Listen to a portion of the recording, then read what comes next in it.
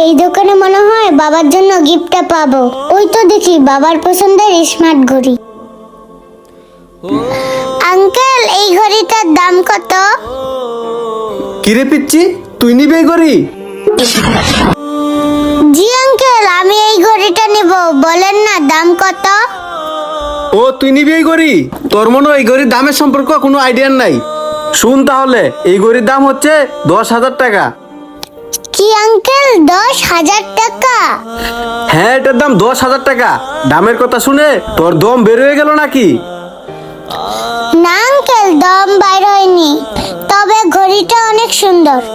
এই সুন্দর ঘড়ি তোর মতো ফকিনিরা দেখ কে মজা নিবি। এই ঘড়ি কিনে আর হাতে পড়তে পারবে না তোরা। আঙ্কেল, আমি ঘড়ি নেওয়ার জন্যই আইছিলাম, একটু দামটা কমায় রাখেন। এই ফকিন্নি, বাইরে এখান থেকে। তোদের মতো ফকিন্নিরা এই ঘড়ি কখনোই কিনতে পারবি না। আইসে, দামটা একটু কমায় রাখেন না। আঙ্কেল, আমার সাথে এভাবে ধমক দিয়ে কথা বলবেন না।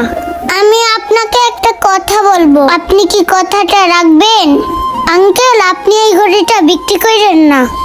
আমার কাছে তো এখন টাকা নাই, তাই আমি কালকে এসে নিয়ে যাব। কেন আমি এই ঘড়িটা বিক্রি করবো না? কালকে পর্যন্ত তোর জন্য ওয়েট করবো। আজকে তোর কাছে টাকা নাই, আর কালকে তুই কই টাকা পাবি? কালকে কি তোর কপালে লটারি লাগবে নাকি? আঙ্কেল, আপনি যেটা ভাবতেছেন মনে করেন ওইটাই। আপনি এই ঘড়িটা রাইখা দিয়েন, কালকে এসে আমি সত্যি নিয়ে যাব। আঙ্কেল, এই ঘড়িটা কালকে পর্যন্ত রাইখে দিন। কথার বেলা তো চটং চটং কথা বলিস। তুই এই ঘড়ি নিতে পারবি? এই ঘড়ির দাম 10,000 টাকা। আর দেখ, বেশি কথা বলিস না। তুই এখান থেকে বের হ। এখন আমার বেচা কেনার সময়, ডিস্টার্ব করিস না। আঙ্কেল, আমি বললাম তো কালকে এসে টাকা দিয়ে ওই ঘড়িটা আমি নিয়ে যাব।